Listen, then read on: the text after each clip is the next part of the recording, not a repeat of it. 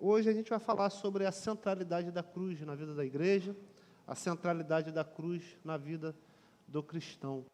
Amém? Vamos ler, então, esse trecho. Vou falar para vocês que de óculos está horrível para eu ler aqui, né? Vamos fazer o seguinte, vocês vão me ajudar, então. Eu vou ler um versículo e vocês vão ler o próximo. Aí eu leio o próximo, aí vocês vão ler o outro, tá bom? Vamos junto? Eu vou começar lendo, então, o versículo 6. Aí quem puder acompanhar, ou tiver com a Bíblia, com a versão NAA, tá bom? A gente vai intercalando a leitura. Colossenses, capítulo 2, do versículo 6 ao versículo 19. Amém. Vamos ler a palavra do Senhor. Portanto, assim como vocês receberam Cristo Jesus, o Senhor continue a viver nele.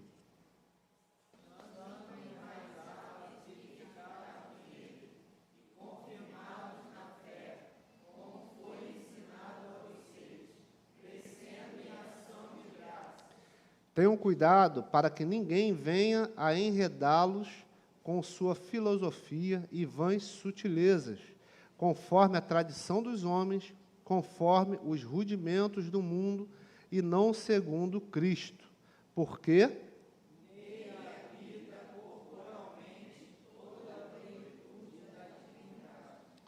também nele vocês receberam a plenitude. Ele é o cabeça de todo principado e potestade. Nele,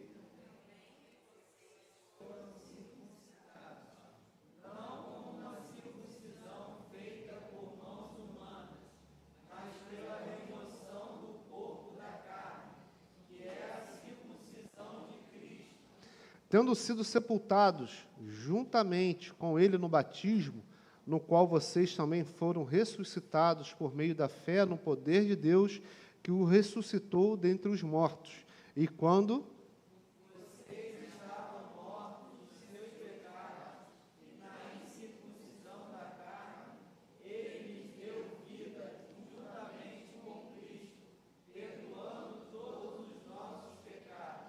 cancelando os escritos de dívida que era contra nós e que constava de ordenanças, o qual nos era prejudicial, removeu inteiramente, cravando na cruz, e despojando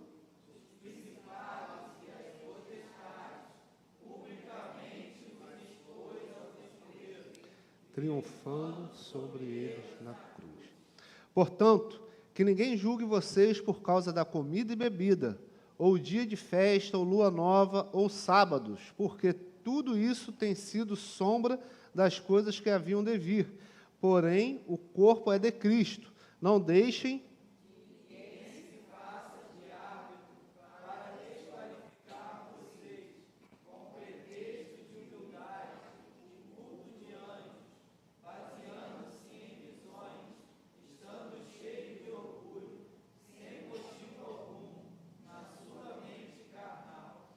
e não retendo a cabeça, a partir da qual todo o corpo, suprido e bem vinculado por suas juntas e ligamentos, cresce o crescimento que vem de Deus.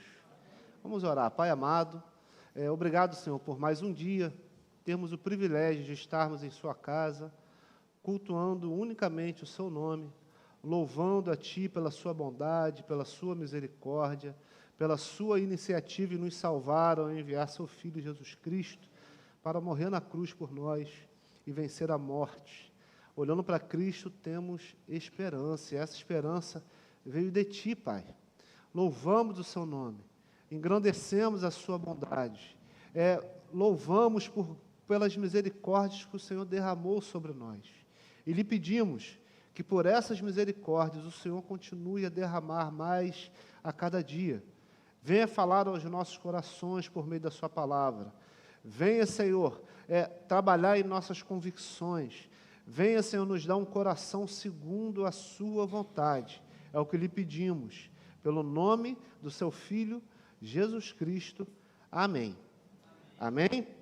Glória a Deus. A igreja de Colosso não foi plantada pelo apóstolo Paulo.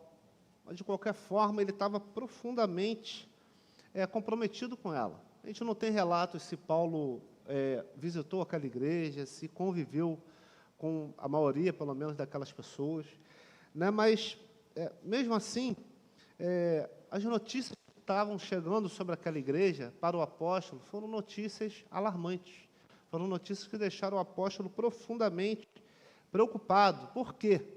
O apóstolo soube que falsos mestres estavam invadindo aquela igreja, e juntamente com esses falsos mestres, né, com esses falsos cristãos, estava ameaçando a igreja um falso evangelho, falsos ensinos, que colocavam em risco a pureza e a essência do evangelho de salvação, que é o evangelho de Jesus. Paulo, então, ele vai reagir a essa notícia, a essa situação, escrevendo essa carta à igreja de Jesus, lembrando para essa igreja que é Jesus quem é o soberano, é Jesus que governa todas as coisas, e que a supremacia de Cristo, de modo algum, pode ser ameaçada. Por isso, o falso ensino deve ser repudiado, o falso ensino deve ser rejeitado. Então, a igreja ela não podia ficar simplesmente num estado inerte diante do que estava acontecendo. Os crentes, eles foram chamados a tomarem uma posição, a tomarem uma iniciativa pelo evangelho que tinha alcançado cada um deles. Esse evangelho não simplesmente chegou como mais uma filosofia, que o mundo conhece muitas filosofias. O evangelho não tinha chegado apenas como uma nova ideia, algo criado pelo homem, não. O evangelho chegou àquela igreja com o poder de Deus para a salvação. Muitos daquela igreja experimentaram de transformação, experimentaram de uma nova vida, que só pode ser gerado com a manifestação do poder de Deus. O apóstolo Paulo, ele vai fazer esse alerta, deixando muito claro que a igreja não poderia aceitar nenhum tipo de conhecimento inventado por homens, baseados em argumentos falaciosos. O apóstolo vai dizer, por exemplo, no versículo 3 do capítulo 2, que é Cristo em quem estão ocultos todos os tesouros da sabedoria e do conhecimento. Ou seja, não havia mais mistério, não havia mais algo a ser revelado. O povo não tinha que estar buscando de um lado ou de outro, ou novos mestres, para ter um tipo de conhecimento que pudesse levá-los a um novo nível espiritual. Não! O mistério, o que estava oculto, tinha sido revelado quando Cristo viveu entre nós, foi crucificado e ressuscitou ao terceiro dia. O mistério é Cristo. Se perdermos o evangelho da cruz do centro da nossa vida, perderemos tudo. E não só aquele povo, né, de tanto tempo atrás, né, estava sob risco. Esse risco sempre permaneceu diante da igreja, e esse risco permanece diante de nós. Todos nós, diariamente, somos ameaçados com um falso evangelho, com um falso ensino, com filosofias que apenas buscam aumentar o nosso amor por esse mundo. Amor esse que deveríamos matar, para podermos confirmar a fé que recebemos do Senhor, amando a Deus sobre todas as coisas e vivendo para Ele. Na cruz de Cristo, no evangelho da cruz, no evangelho que coloca a cruz no ponto mais alto, é que a gente vai ver a manifestação da justiça perfeita de Deus, mas não só da justiça, como também do seu amor, da sua graça, porque é por essa cruz que recebemos a salvação, e através da cruz, essa salvação oferecida por Deus se torna perfeitamente conhecida. Qual é o lugar que a cruz de Cristo ocupa em nossa vida? Qual o lugar que a cruz de Cristo ocupa na vida da nossa igreja? Uma vez eu li uma pesquisa, na verdade eu li e também ouvi, porque foi meu professor que escreveu, e depois ele ouvia a aula, e depois eu li no livro dele. Uma pesquisa realizada em diversos países. Eu fiquei muito impressionado com isso, porque fizeram assim, fizeram da seguinte forma, basicamente. Apresentaram muitos símbolos diferentes, né, marcas diferentes. E os resultados foram assim. 92% das pessoas identificaram o símbolo dos Jogos Olímpicos, né, aqueles 5 arcos. 88% identificaram o símbolo do McDonald's. Né? Se perguntasse ao meu filho Lucas, ele estaria inserido nesse símbolo. Que é onde ele vê aquele M, inclusive, eu não sei vocês, e você não pode mentir que estamos no culto a Deus, amém? Há poucos dias eu vi que aquele M era uma batata. Vocês sabiam disso? Não? Quem não sabia? Vai, passa vergonha junto comigo. Cara, que alegria! Não era eu. Vocês acreditam que o M é uma batata, gente? 2 batatinhas assim, é a marca principal do McDonald's, aquela batata, não é? É a Lucas que me ensinou, é a Lucas. Ele, inclusive, eu brinco com a cara, se o Lucas estivesse dirigindo, aonde ele vê o símbolo do McDonald's, ele fala, sem brincadeira, aí a gente passa, tipo, está do outro lado da rodovia. Ele, Aí se ele estivesse dirigindo, ele, sem dúvida, ele ia virar na hora e só ir em linha reta para o McDonald's, sabe? Não ia dar certo na rodovia, mas 88% das pessoas, 88% mais o Lucas, identificam, né, o símbolo do McDonald's. 74% das pessoas identificaram os emblemas da Shell e da Mercedes. Né? E apenas 54%. A gente vive num mundo cristianizado, né? Pós-cristão. Né? 54% identificaram a cruz como o símbolo da fé cristã. 54%. Isso é incrível, porque a pesquisa foi feita no mundo ocidental. Né? Uma vez eu estava conversando, estava vendo um ponto novo para abrir uma loja. Tem pouco tempo, né? Janeiro? Acho. Estava conversando com a moça, que era dona da loja, depois chegou o pai dela e conversa vai, conversa vem, a gente vê que a linguagem é diferente, né? Crente é fácil rastrear. Eu falei, vocês são crentes? Tal? Aí, sou, pô, meu pai é muito antigo da denominação tal. E aí conversando, aí o pai dela chegou, começamos a conversar e coincidiu que ele foi amigo do meu avô. Olha isso, eu lá em Tanguá, encontrei alguém que foi amigo do meu avô que morreu no ano que eu nasci. Olha como é que o mundo é. Ele ficou muito lisonjeado, né, de me conhecer por ser neto do meu avô, segundo ele. Meu avô foi um importante pastor da denominação. Aí a gente conversando, conversa vai, conversa vem. Aí ela falou, e qual a sua igreja? Aí eu falei da igreja, eu falei, olha só, que bacana. Aí mostrei as fotos, ela, poxa, que maneiro, muito legal, muito bonita a igreja. E, lá na igreja isso não poderia não. Eu falei, o quê? A cruz. De forma alguma, eles não deixam botar cruz dentro da igreja. Eu falei, como assim não deixa botar cruz dentro da igreja? Essa cruz aqui, né? Não, fala que é coisa de católico, que não tem nada a ver, que a cruz, não pode botar cruz.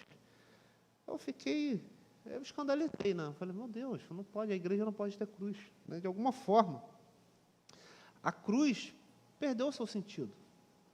Tanto que você vê pessoas tatuando cruz, andando com cruz, usando brinco de cruz, que não fazem a menor ideia do que estão fazendo, do que ela significa. Sabe? Ela realmente perdeu o seu significado cristão. Para muitos é um símbolo vazio de significado, é apenas um símbolo. O professor Franklin Ferreira, o seu livro Pilares da Fé, ele escreveu assim, vivemos em uma era em que a cruz vem sendo não só dessacralizada, mas também eliminada, aos poucos, do centro da cultura ocidental. Mesmo no meio cristão, a cruz vem deixando de ser um elemento central à fé. E é curioso que, mesmo em livros em que escritores evangélicos tentam apresentar Jesus Cristo, ela é removida e desconsiderada, sem ser tratada com a devida seriedade. Aí ele vai dizer também, alguns domingos a gente trouxe essa abordagem, né, de você tentar enxergar Cristo sem que ele seja divino, sem que ele seja o Salvador. Né, e várias correntes vão falar sobre isso. O C.S. Lewis, ele popularizou esse argumento, que vem bem antes dele, né?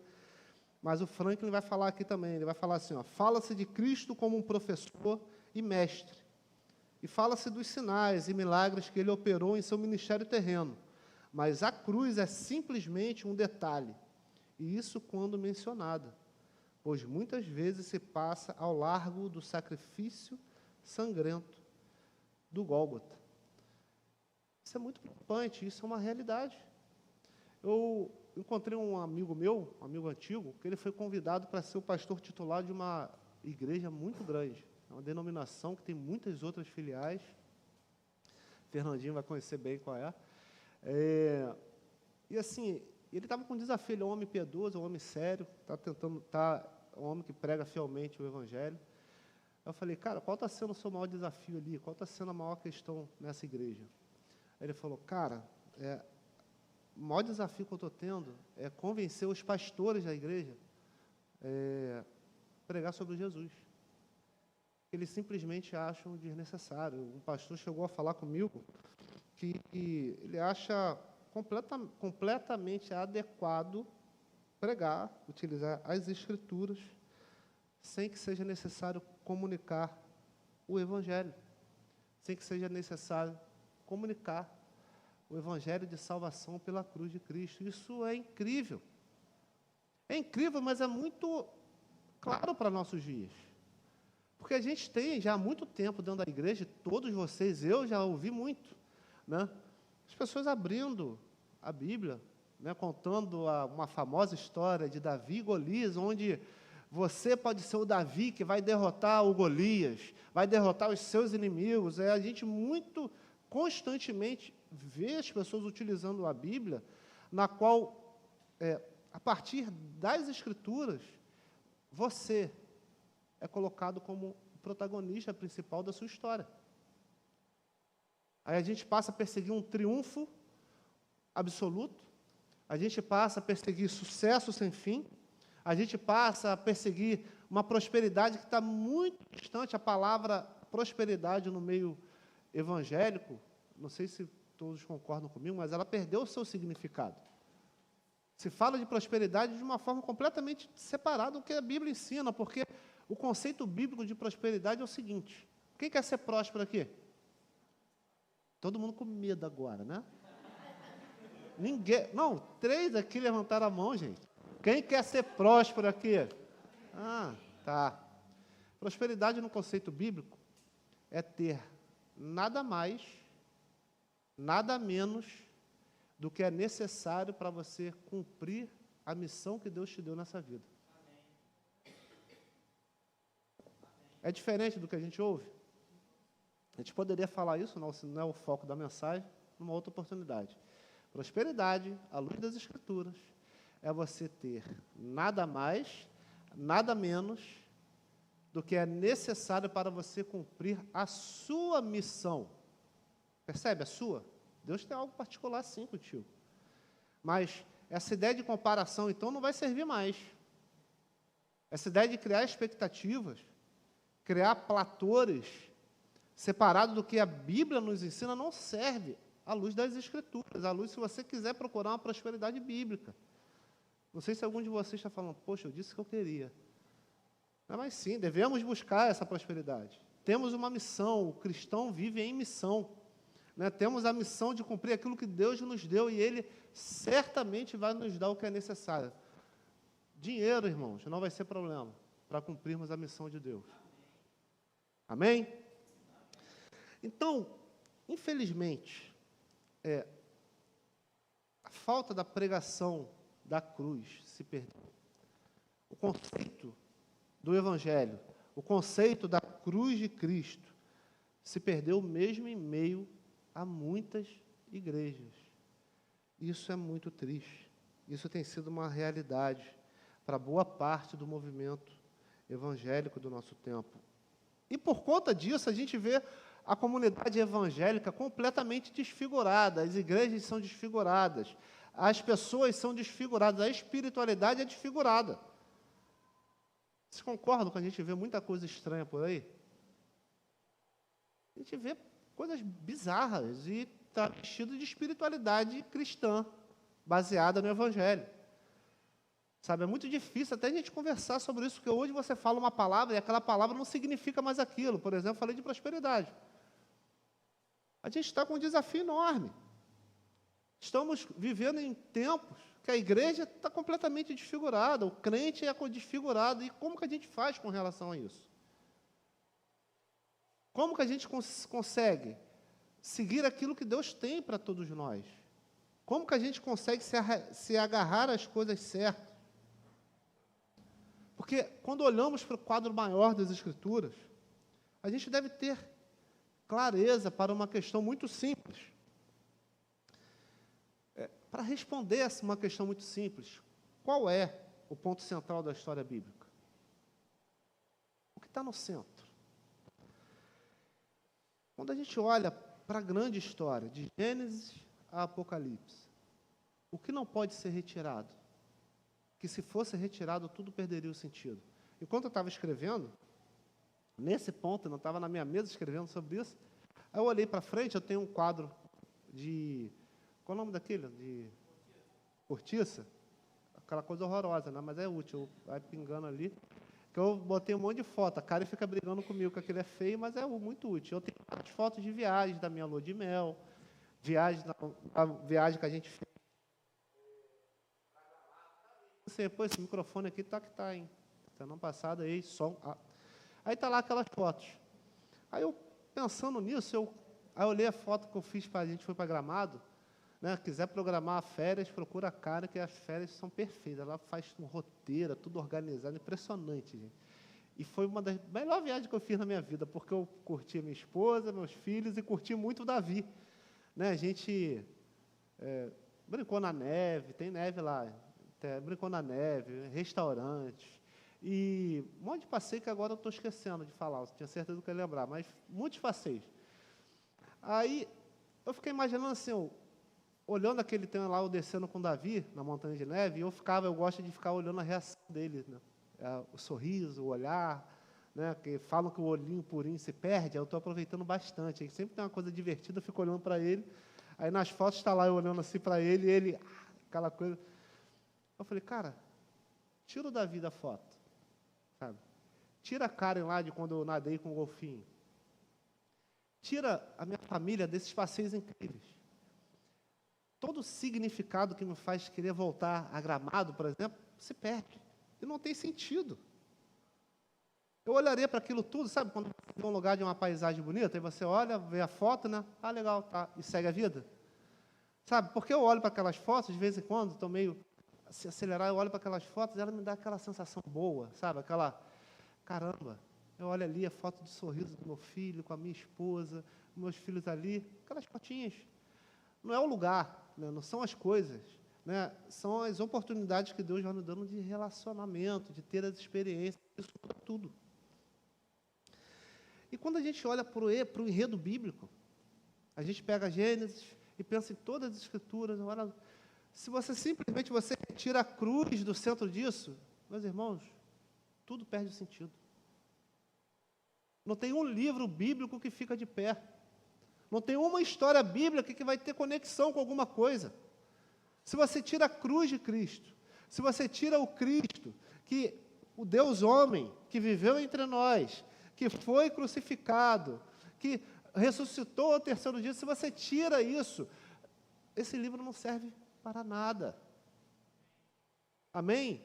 Dizendo isso, eu estou dizendo sobre esse livro é sagrado, inspirado por Deus, é a palavra de Deus, mas Cristo e a cruz do Senhor no centro desse livro, para que a gente possa entender esse livro, para esse livro ter significado, é o mínimo necessário, é o fundamental para a gente.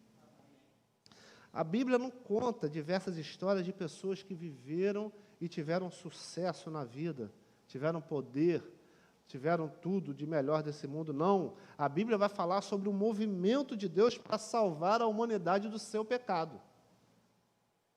Esse é o centro da história bíblica. Não é você que está no centro, é Cristo que está no centro.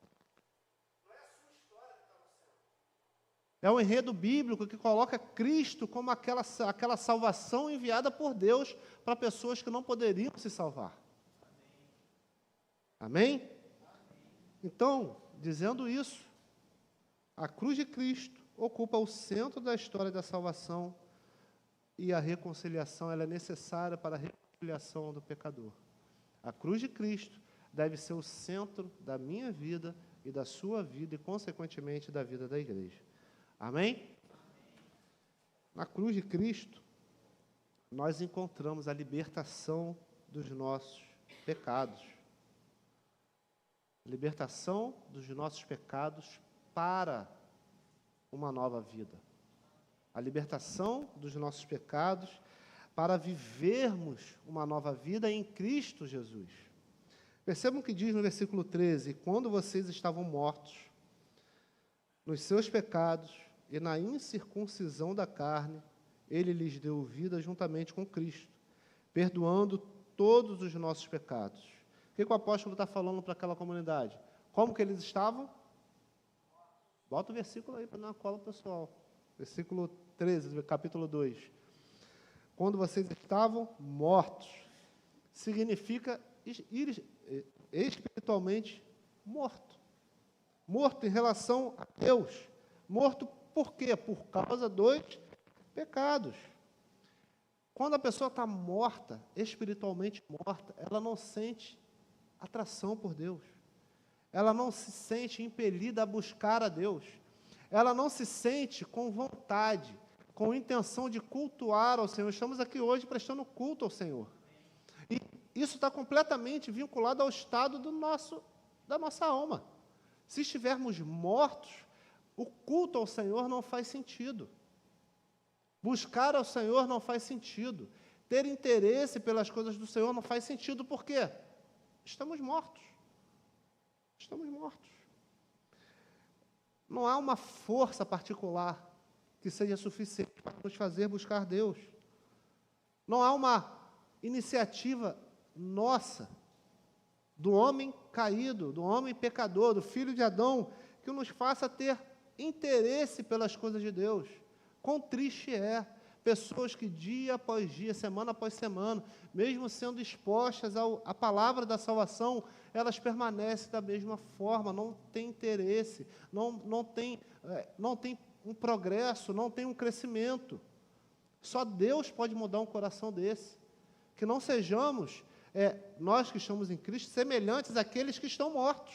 Porque muitas das vezes, estamos em Cristo, mas de alguma forma entramos no modo automático, perdemos a cosmovisão para vivermos uma vida que honra a Deus, e a gente vive muito mais para a vida do aqui e agora do que para a vida que teremos na eternidade, e com isso o culto também perde o sentido. Conhece um monte de cristão que é Cristo em casa, não é? Não tem sentido estar na igreja. Isso não tem conexão com o que ele está vivendo, cultuar ao Senhor em comunidade. O apóstolo também vai dizer que, além de estarem mortos nos seus pecados, também estavam na incircuncisão da carne. Aqui é uma referência que é muito utilizada no Novo Testamento, que tem muita relação com os gentios.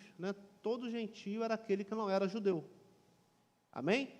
Então, tinha dois mundos ali, no mundo no Novo Testamento, os judeus e os não-judeus. Os não-judeus eram chamados de gentios. E os colossenses eram gentios, ou seja, não eram judeus. Amém? O que os gentios não tinham? Eles não tinham a lei de Deus. A lei de Deus, os profetas, foi dada ao povo judeu. Eles tinham a lei. Eles tinham a lei ali dizendo como eles devem viver, como deveriam viver, Mas os gentios não tinham. Então, eles literalmente, eles viviam de modo ímpio, eles viviam de modo rebelde a Deus, e não restava nada que pudesse guiá-los. Eles não tinham as regras, eles não tinham a norma de conduta. Por isso, eles viviam de um único modo, estando em rebeldia a Deus, mesmo sem conhecer a palavra de Deus. Essa é a questão. Mas a realidade deles mudou. Sentindo o cheiro de queimado? Tem alguma coisa no fogo? Deixa o macarrão queimar, não. Oi? Nossa comida é a palavra de Deus. Aleluia, viu? Fresquinho. Esses gentios que não tinham a lei de Deus, eles experimentaram de uma mudança de realidade quando o Evangelho, a mensagem da cruz chegou até eles. Porque o Evangelho anuncia a lei para poder anunciar a transgressão à lei, a vida de pecado, para poder anunciar que há salvação em Jesus Cristo, e dessa forma as pessoas se convertam. E a questão aqui é essa. Precisamos do Evangelho, mas para o Evangelho fazer sentido, também precisamos da lei. E olha o que o apóstolo fala: esses que eram incircuncisos, né, esses que viviam, esses gentios que não podiam agradar a Deus, porque não tinham a lei de Deus, eles agora têm vida juntamente com Cristo. É uma mudança completa de realidade. É uma mudança completa do que o Evangelho vai gerar para eles. Ou seja, estar junto com Cristo significa que todos os pecados foram perdoados. Ninguém está junto com Jesus Cristo sem que seus pecados tenham sido perdoados. Amém? E quando somos perdoados dos nossos pecados, quando somos expostos à lei de Deus, temos que enfrentar a dura realidade que não podemos conquistar a salvação pela nossa força, pelos nossos méritos. Precisamos desistir de nós. Precisamos criar uma expectativa por um outro alguém, já que eu mesmo não vai funcionar. Quando eu creio em Jesus Cristo, a salvação chega até mim, os meus pecados são completamente perdoados. E quando isso acontece, tudo na nossa vida muda. Não existe conversão sem mudança de vida, não existe conversão genuína sem mudança de coração, e foi exatamente assim que aconteceu com aquele povo. A maneira de viver deles foi alterada, a história deles como pecadores foi mudada, agora eles eram novas criaturas em Cristo Jesus. Eles estavam do lado certo da ressurreição. Eles agora faziam parte de toda a obra de salvação que Deus tinha feito por meio do seu Filho. E por isso, exatamente por isso, esses que foram alcançados, eles deviam dizer um adeus para tudo que caracteriza uma vida carnal. Amém? Aquele que está em Cristo, aquele que foi salvo, ele dá um adeus para tudo que tem relação com a carne. Na cruz, os nossos pecados são perdoados, e na cruz os nossos pecados são cancelados. Olha o que vai dizer no versículo 14: cancelando o escrito de dívida que era contra nós e que constava de ordenância, o qual nos era prejudicial, removeu inteiramente, cravando na cruz. O apóstolo Paulo, ele está fazendo uma alusão à lei. Em certo sentido, a lei era contra nós porque ela dava a baliza, ela dava a direção pela qual a gente deve seguir. Ela dava a forma que todos nós devemos viver. Então, essa mesma lei que denuncia que nós não vivemos como Deus quer que a gente viva, que nós não conseguimos ser santos, que nós não conseguimos ser imagem e semelhança do Senhor ao nível espiritual, essa lei nos denuncia, essa lei nos condena. E essa é a má notícia do Evangelho. Porque para o homem, era e continua sendo impossível agradar a Deus. Mas se por um lado a lei condenava toda a humanidade diante de Deus, por outro lado, essa lei, ela estava apontando para o futuro, quando ela foi dada. Se Deus deu direção para um povo, deu leis para um povo que Ele amava e que Ele fez aliança de salvá-los, e esse povo não podia cumprir, ela servia de condenação, mas também servia de esperança, que um dia viria alguém que cumpriria a lei no lugar deles, que salvaria eles do pecado.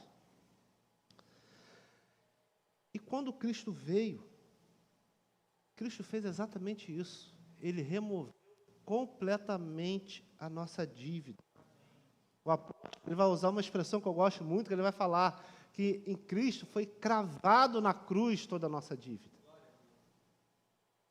Isso significa que da mesma forma que um boleto pago não pode ser cobrado novamente, Cristo quitou a nossa dívida. Se você está em Cristo, se você creu em Jesus para a salvação, antes das suas boas obras, antes de você mudar de vida, não há mais dívida. Não há mais algo que possa te separar do amor do Senhor. Não há mais algo que possa romper a sua relação com Deus, que se torna o seu próprio Pai. Em Cristo, somos vistos como filhos amados do Senhor. Por causa de Cristo, não temos mais culpa. Você consegue? Sim, estando em Cristo. Essa notícia é maravilhosa. Um comentarista vai dizer: pela morte de Cristo sobre a cruz, a lei que condenava os homens perdeu sua autoridade penal, visto que pela sua morte Cristo sofreu a maldição da lei pelos homens e se fez o fim da lei. Aqui nós temos, preste atenção nisso, nós temos o que deveria ser uma das principais perguntas para todos aqueles que creram em Jesus para a salvação. Você precisa se perguntar e considerar essa pergunta relevante. Você precisa pensar: como posso ver o meu perdão diante de Deus? Como posso ter certeza de que recebi o perdão? Como posso saber que eu fui reconciliado com o Pai, que Deus me ama, que Ele está comigo, que Ele está cuidando de mim, que Ele é o provedor da minha vida? Como eu posso lidar com as ansiedades da minha vida? Como eu posso ter esperança no amanhã? Como eu sei que Deus está comigo? Paulo, nesse texto aqui, ele está falando que existe uma única e suficiente segurança. Sabe qual é? Olhar para a cruz. Olhe para a cruz. Olha para o Cristo que foi pendurado na cruz do Calvário. Ele carregou o preço dos seus pecados. Ele carregou completamente a sua dívida. Olhando para a cruz, esse Cristo que foi castigado, Deus nos perdoa porque Ele assume o nosso lugar. Cristo, mas o Cristo crucificado. Em nossos dias, queremos buscar poder, queremos buscar experiências, queremos buscar manifestações sobrenaturais, queremos buscar muitos sinais e maravilhas, mas esses não são suficientes para garantir que o perdão de Deus está sobre nós. Apenas um que é a cruz de Cristo. A partir da cruz, recebemos o perdão. E essa cruz, ela também demonstra o triunfo de Deus diante do pecado. No versículo 15, o apóstolo vai dizer: e despojando os principados e as potestades, publicamente os expôs ao desprezo, triunfando sobre ele na cruz. Neste ponto, a gente não pode afirmar com toda certeza de que poderes o apóstolo está falando. Temos a tendência de comparar com aquele texto de Efésios, que usa a mesma linguagem, e entender que é só sobre as hostes espirituais, que são os poderes espirituais, que está se referindo ao diabo. Pode ser, mas não podemos ter certeza. Pode ser uma colocação aqui que também se refere de modo ilustrativo aos poderes desse mundo, ao exército que dominava, à cultura que estava dominando, a poderosos que ameaçavam a igreja, aos falsos mestres que se destacavam pela sua inteligência e pela sabedoria. Isso tudo é possível. O apóstolo Paulo pode estar falando aqui está relacionando esses principados e potestades à questão ao mundo espiritual, ao mundo físico, seja qual for. A questão aqui é que nós não precisamos mais temer essas ameaças. A questão aqui é que, mesmo que as ameaças apresentem magnitude, apresentem poder, apresentem violência, apresentem força, não precisamos, porque não estamos à mercê das forças desse mundo, não estamos à mercê das forças do maligno. Nada pode tocar nos filhos de Deus, nada pode tocar aqueles que foram lavados pelo sangue de Jesus derramado na cruz do Calvário. A sua vida estando em Cristo, nada pode tocar em você que não seja para o seu bem. Quem garante isso é o Senhor, não sou eu. A ilustração, tem uma ilustração que cabe muito bem aqui. Imagina todos vocês, a gente vê muito filme, séries, e a gente tem essas cenas já na nossa cabeça. Imagina chegando na cidade um rei derrotado, né? Um rei derrotado, com seus soldados derrotados, com seus espólios de guerra, aquilo que sobrou da guerra, armas quebradas, né? Soldados chegando com uma bota faltando e a outra bota furada, né? Chegando com armas que não servem mais para nada, um exército dominado chegando na cidade daquele que o dominou. Essa é a ilustração, né? Esses soldados, que agora se tornam escravos, impotentes, que não servem mais para nada, esses soldados, essas ameaças sendo exibidas agora pelo rei verdadeiro, pelo exército verdadeiro, por aqueles que os derrotaram. Assim somos eu e você, quando estamos em Cristo, confiantes em sua cruz.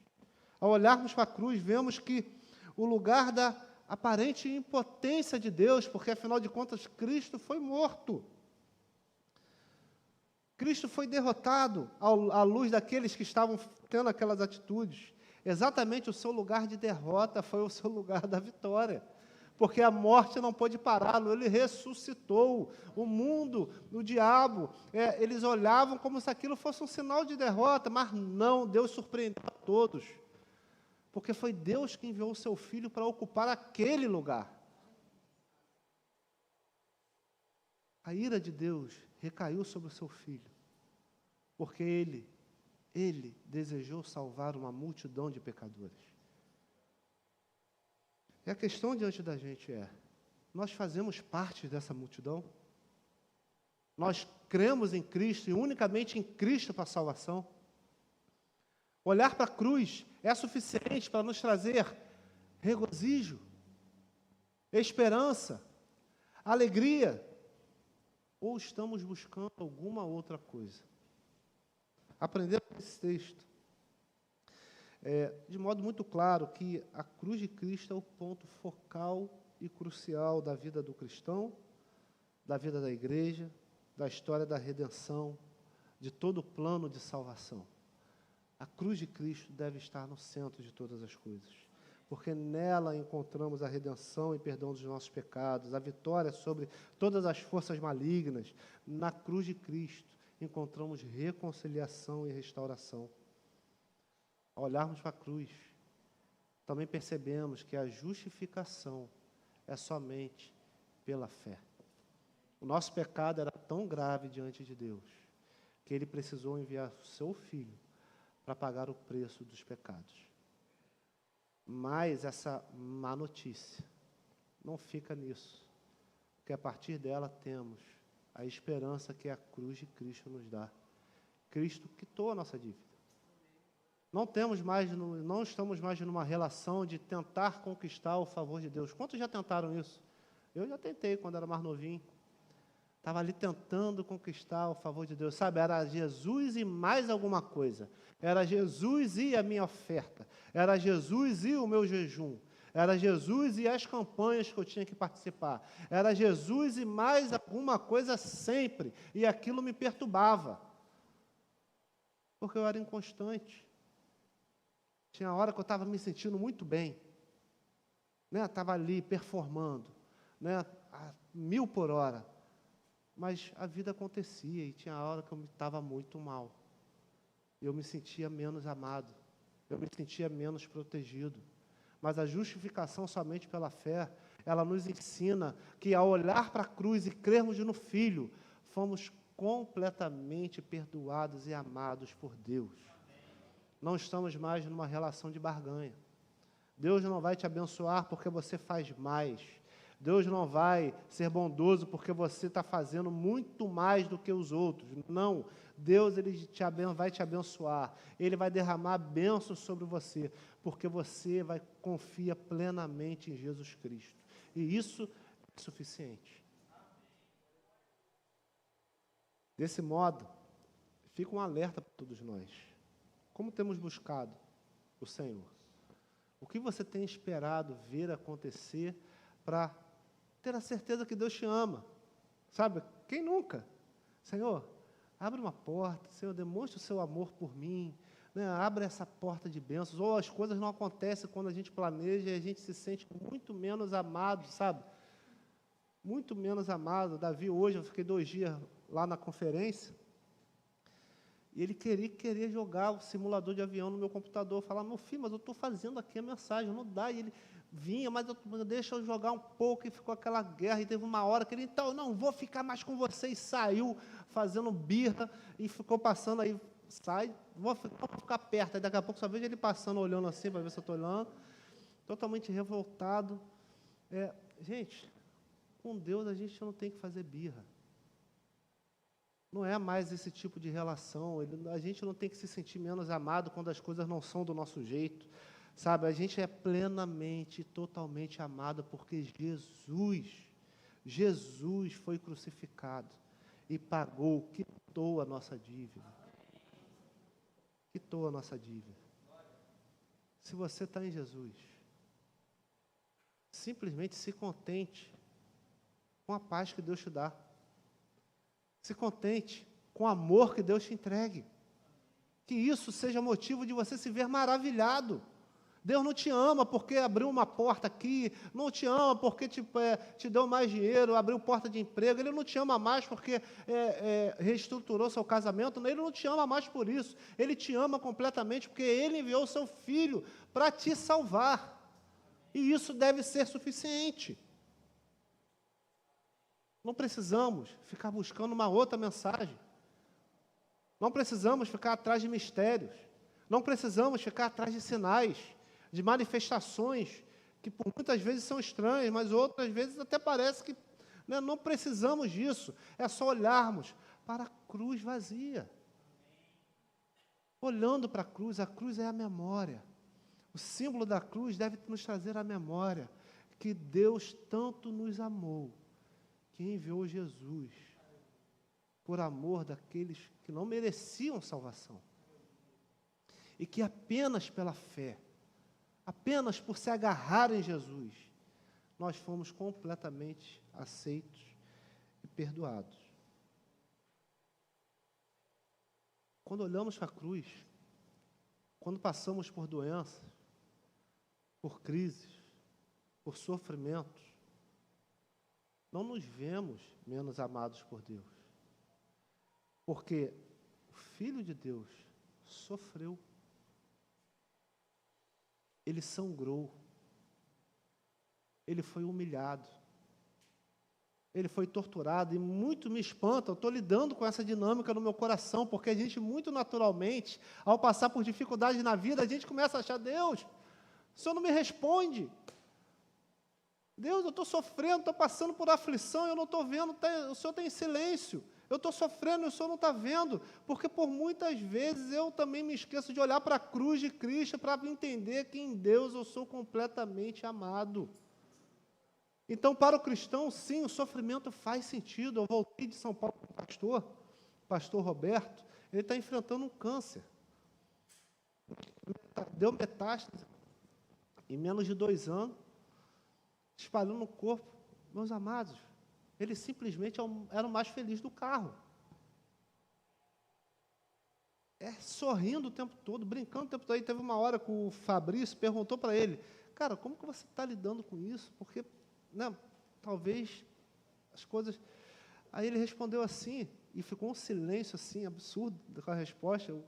Eu não sou muito emotivo, quase chorei, mas ele não viu, eu estava atrás, então fiquei na postura. Ele falou, gente, eu não estou querendo parecer mais espiritual, não. Não estou, de verdade, eu não estou querendo parecer mais espiritual, porque a verdade ele pode ir a óbito. Não é o que ele quer, não é que ninguém quer. É um homem do Senhor, um instrumento do Senhor. Mas, cara, eu estou muito em paz, plenamente confiante na soberania do Senhor, porque se o Senhor quiser me levar, Ele vai cuidar da minha família. E se o Senhor quiser que eu fique, é que eu tenho uma missão aqui, que é pregar Jesus. Então, eu estou em paz. Estou passando por isso tudo, mas eu estou em paz. Aí fica aquele silêncio assim, Jesus do céu. O sofrimento tem tudo a ver com o cristão. Passar por tribulações tem tudo a ver com a vida cristã. Então, para de se ver menos amado por causa disso. Para de olhar muito do falso evangelho, do falso ensino, que de forma esmagadora, tem sido oferecido em nossos dias. Tem doença, tem história triste para contar, é brecha que você não fez o suficiente. Certo? É uma teologia do triunfo, uma teologia do bem-estar, uma teologia que te engana dizendo que Deus te fez para ser feliz. Tem uma má notícia, Deus não te fez para você ser feliz. E eu, sinceramente, eu acho que Ele não está nem aí para isso. Sabe, claro, o livro de Tiago fala que ele se preocupa com os detalhes, mas a questão de Deus com você é o seguinte: Ele enviou o seu Filho, para que Jesus seja o centro da sua vida, para que Jesus seja o seu motivo de alegria, para que em Jesus você tenha confiança, para que em Jesus você tenha motivação. Jesus precisa dominar o centro do nosso coração, o centro da nossa vida, o centro da nossa igreja. Porque se isso for uma verdade, certamente viveremos de modo diferente. Certamente viveremos de modo mais intencional, mais motivado para o Senhor. Que nos agarremos à mensagem da cruz, a mensagem de poder de salvação. Que nos agarremos a Cristo Jesus. Amém? Amém. Se coloque de pé. Amém.